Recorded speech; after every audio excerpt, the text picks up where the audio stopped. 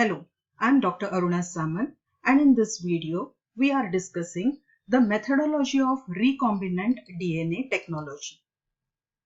When we consider the principles and processes of biotechnology, we realize that modern biotechnology is based on two core techniques. These are chemical engineering and genetic engineering.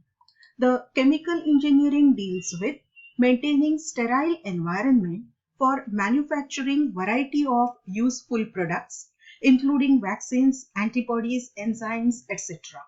Whereas genetic engineering deals with manipulation or alteration of the genetic material, which includes DNA, RNA, towards a desired end and in a directed and predetermined way using in vitro, that is laboratory processes.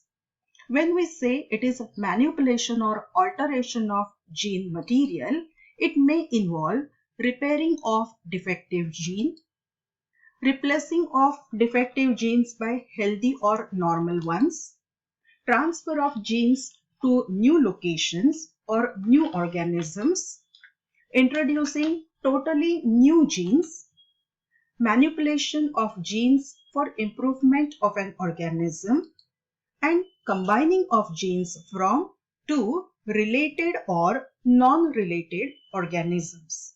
This alteration of or manipulation of genetic material is done using a technology called recombinant DNA technology, and therefore genetic engineering is also called recombinant DNA technology or gene cloning.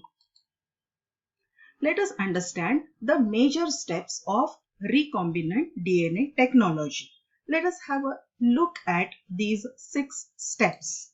Step number 1, isolation of DNA gene, that is the gene of interest, from donor organism.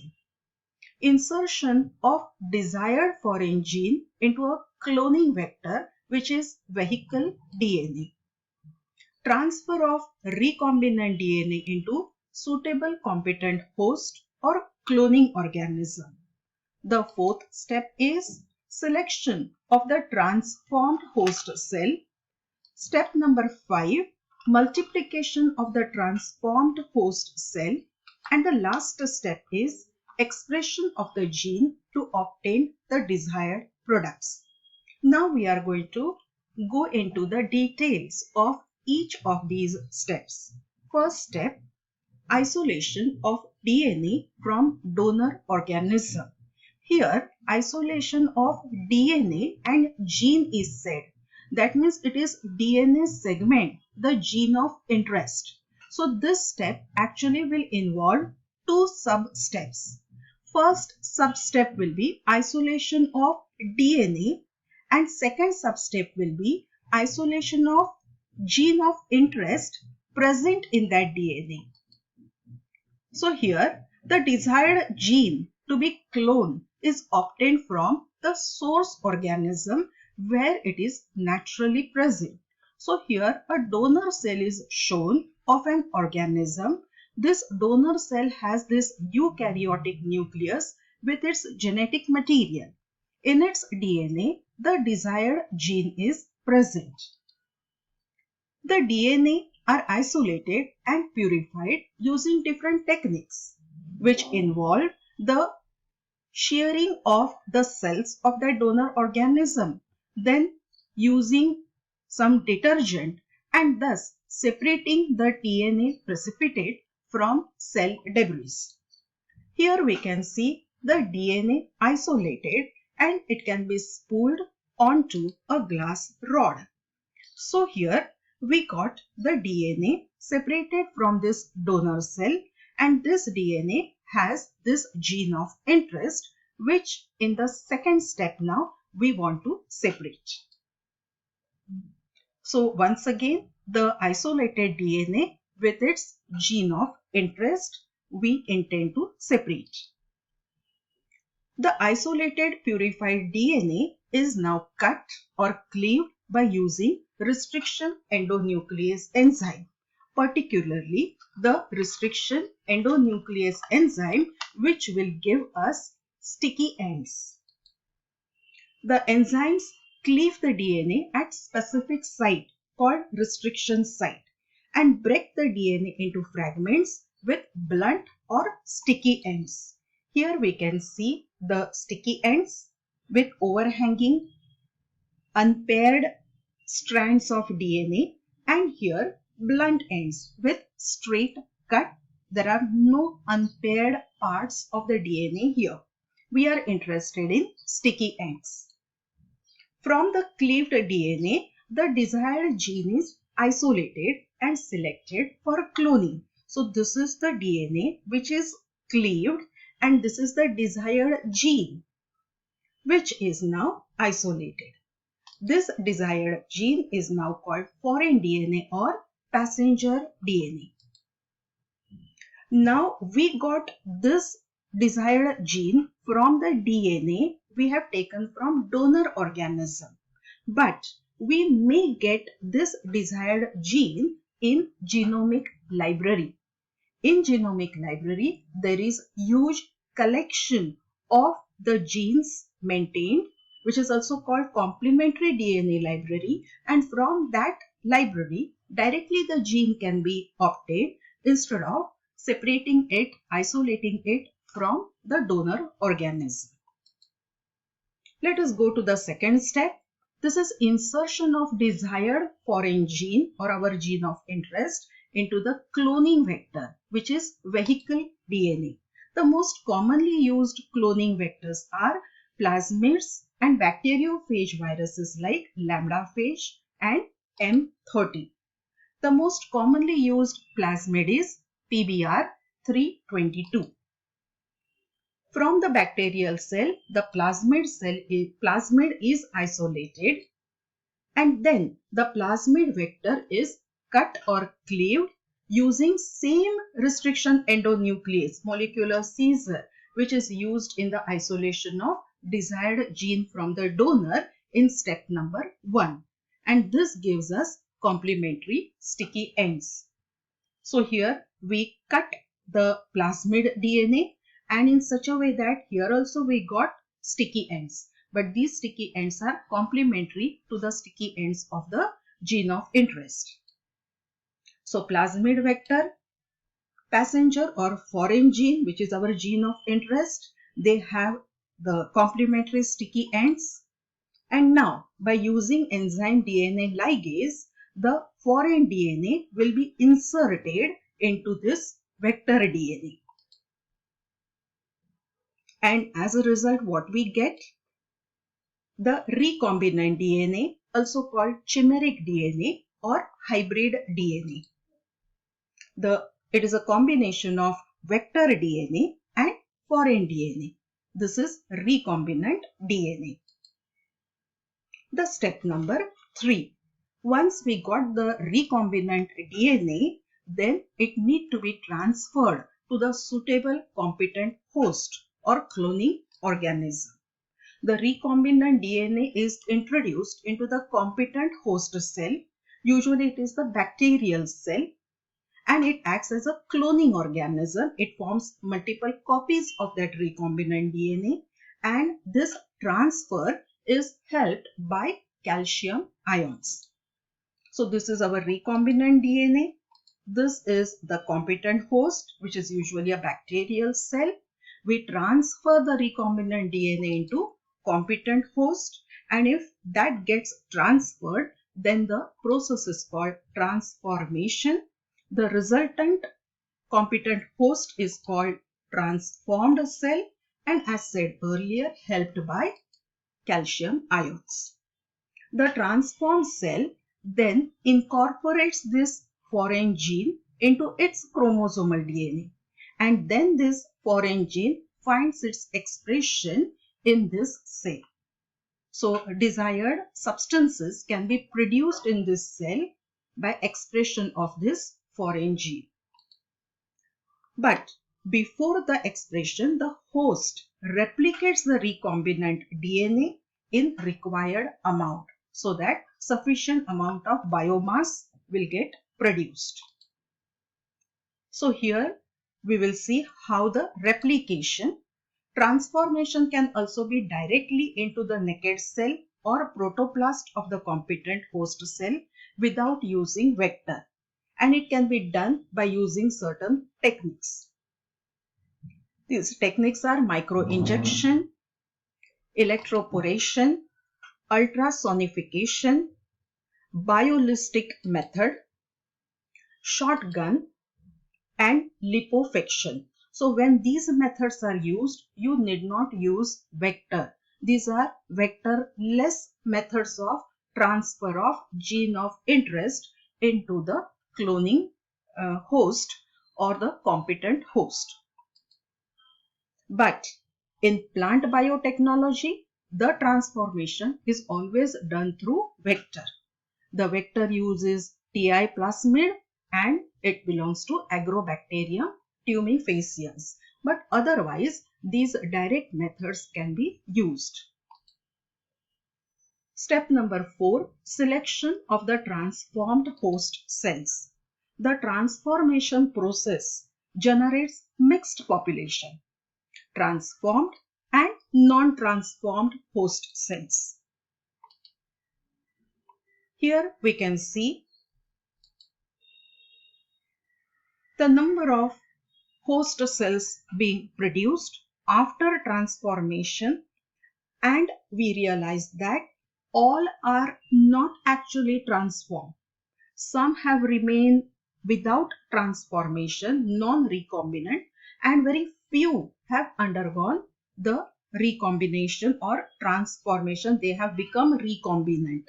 So there are host cells which are transformed or recombinant, and some are or many are non-transformed or non-recombinant. Let us mark the transformed ones by green correction mark and non-transformed by yellow cross. So this one, yes, it is transformed, but this is not transformed. This is also not transformed. Yes, this is the recombinant host cell, but this is not recombinant, or it is non-recombinant, non-transformed. This is also non-transformed. This is transformed. Once again, this is non-transformed or non-recombinant. Now, we have to isolate these recombinant ones from the non-transformed, because the further process of recombinant DNA technology will be carried out only on the transformed host, and therefore we will separate the transformed host from non-transformed, and for that we will use marker gene of plasmid vector. So once again we have here transformed or recombinant host and non-transformed or non-recombinant. They are all mixed together. Now we have to apply screening process using selectable marker. PBR322 plasmid vector contains ampicillin resistant marker gene and tetracycline resistant marker gene. The ampicillin resistant marker gene has this PST1 recognition site. If our gene of interest we insert at this recognition site, then ampicillin resistant gene will get inactivated.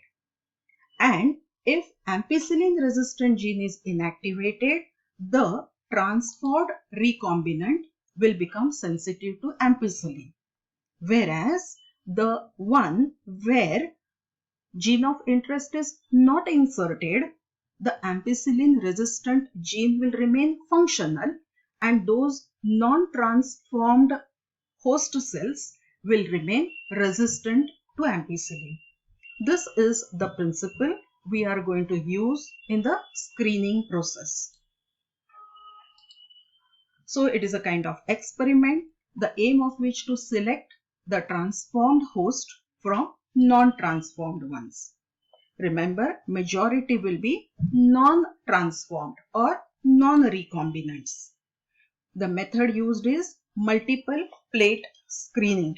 There are many methods we can use, such as blue-white screening method is also there, but here we are using multiple plate screening. This kind of agar plates are used in this method. The selectable marker used is ampicillin resistant gene. We can use tetracycline resistant gene also, but here we are using ampicillin resistance gene.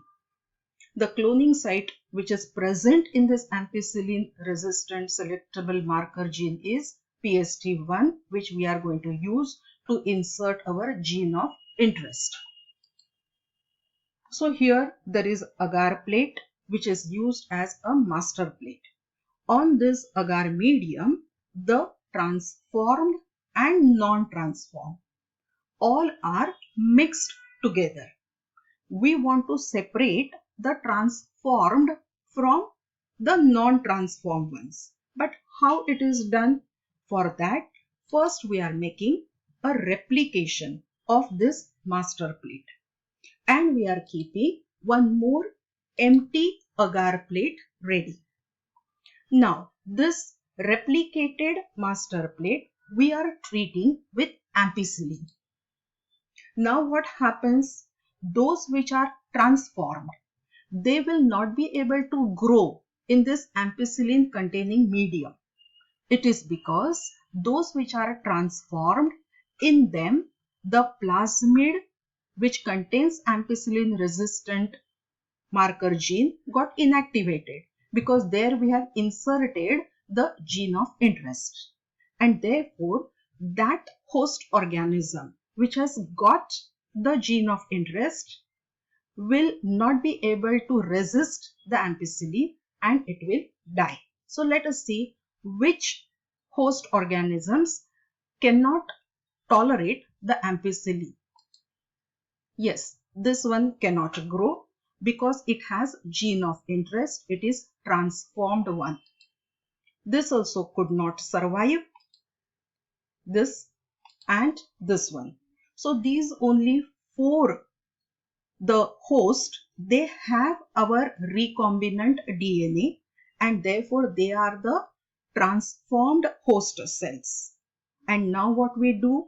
We have the master plate where we can trace back their location. So we are marking the colony which could not grow in presence of ampicillin. So this is the second one, then this is the third one here, and the fourth one. So these 4 we have marked, and now in this empty plate we will be transferring them. So this one is already seen transferred. We will transfer this one and then this one, because these are the transformed host cells. And thus this plate now we have only the transformed host cell. Thus we could separate, we could select the transformed host cells from non-transformed ones.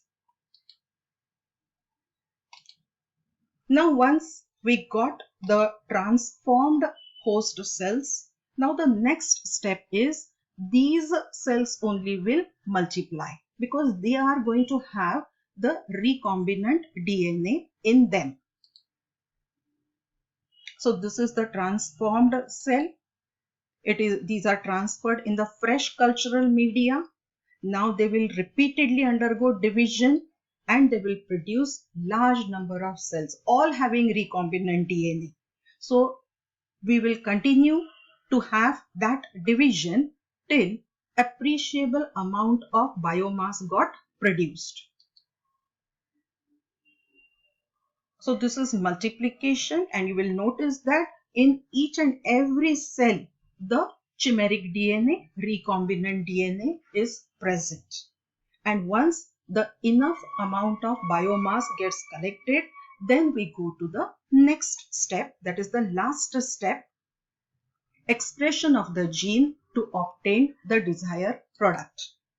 Once the necessary biomass is produced, then necessary growth medium is adjusted and desired products like alcohol, enzyme, these are synthesized. Since they are synthesized, that means the gene, the foreign gene of interest is getting translated in the host cell. And the downstream processing is done where the desired products are extracted or separated from the biomass using suitable methods such as filtration, centrifugation, etc. So let us see the steps of this downstream processing.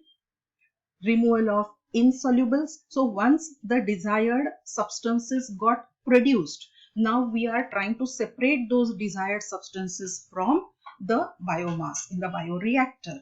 So removal of insolubles, then product isolation, product purification is done, product polishing, and finally the product reaches market. Thus, we have seen all 6 major steps of recombinant DNA technology. The first step was isolation of DNA from donor organism. First, we isolated the DNA containing gene of interest, and then we isolated the gene of interest. Insertion of desired that gene of interest into cloning vector to produce recombinant DNA. Then transfer of recombinant DNA into suitable competent host or cloning organism. This transfer can be done with the help of few laboratory techniques also. Selection of the transformed host cell. We have used multiple plate method for screening. And then multiplication of the transformed host cell so as to produce the enough amount of biomass.